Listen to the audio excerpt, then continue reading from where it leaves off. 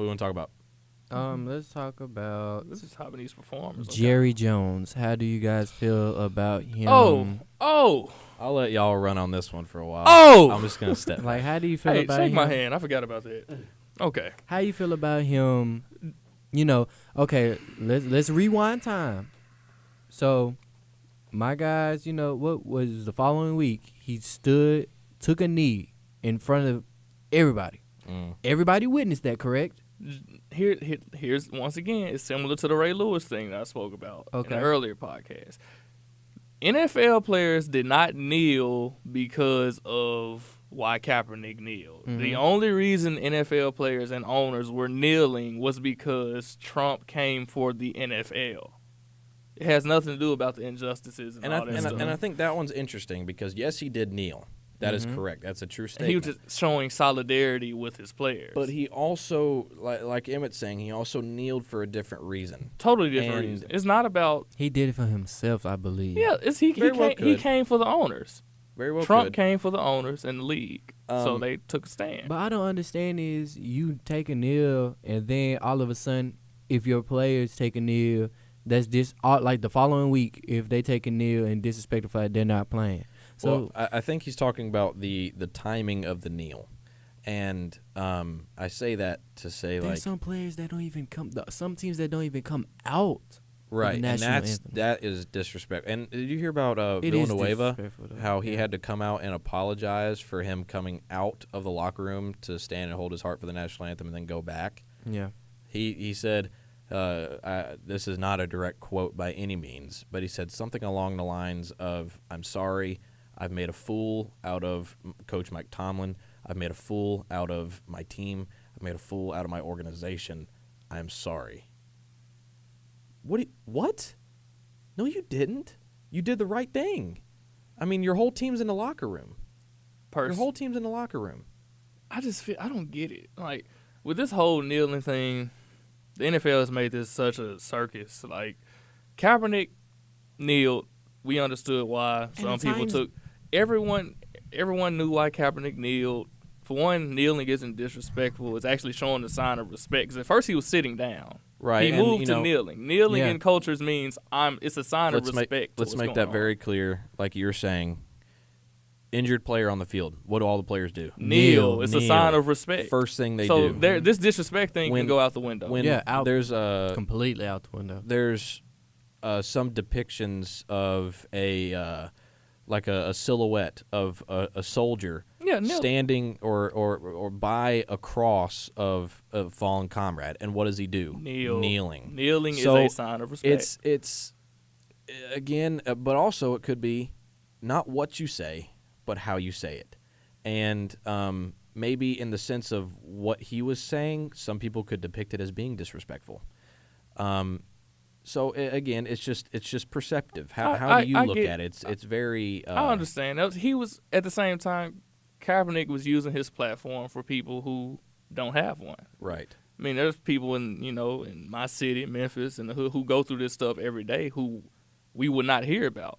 So a guy like Kaepernick used his platform to kind of protest, which athletes have been doing since the beginning of the time. Muhammad Ali, Marshawn Lynch has been. This isn't nothing. This isn't nothing new. But when the media gets a hold of it, of course, and you start dealing with the money and the supporters of the NFL. And did I not say this the previous time we was talking? I was like, they just want a voice to be said. Because if you come to Marshawn Lynch is just gonna give you legit small talk. Like he's just gonna look at you and go, "Yeah, I love Marshawn Lynch." Yeah, that's why. Now you have somebody that actually talk.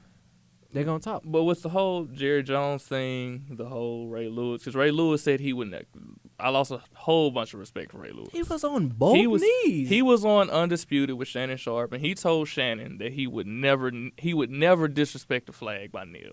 Mm-hmm. Said that. After Trump said what he said about the NFL, you see Ray Lewis on both knees. So we're like, me being an African-American male, I'm looking at this like, bro, you called Kaepernick out and said that he was being so disrespectful and this and that for talking about injustice, but you would kneel for the NFL and not for your people. So I lost a lot of respect for him. But as far as this Jerry Jones situation, honestly, he's the owner. It's a lot of stuff that ties into this. It is what it is. But I feel like you can't tell players. The Titans you can't even make rejected Colin Kaepernick to work out for him, like for the Titans. Like they didn't even give my man a chance. They just denied him. So it's just like I understand you don't want the media attention that will come to Tennessee because he's signed to a Kaepernick team. had a 90.7 passer rating. So if with you- a terrible Chip Kelly was one of the worst And I offensive agree with coaches that, to man. ever come into the NFL. And now you have him, like if you add him to the Titans, despite all the other stuff that happened, you add him to the Titans offense, which he runs similar stuff to Mariota. He can be good with it, man. Give him a coach, man. Give him a chance. It's football. Think about the work that Kaepernick did when Harbaugh was there with Vernon Davis and Delaney Walker and Frank Gore. It's a similar setup. The Titans have DeMarco, Derrick Henry, a bunch of receivers. They have speed. We have two dominant tight ends in Delaney. He could easily do work with Mariota out.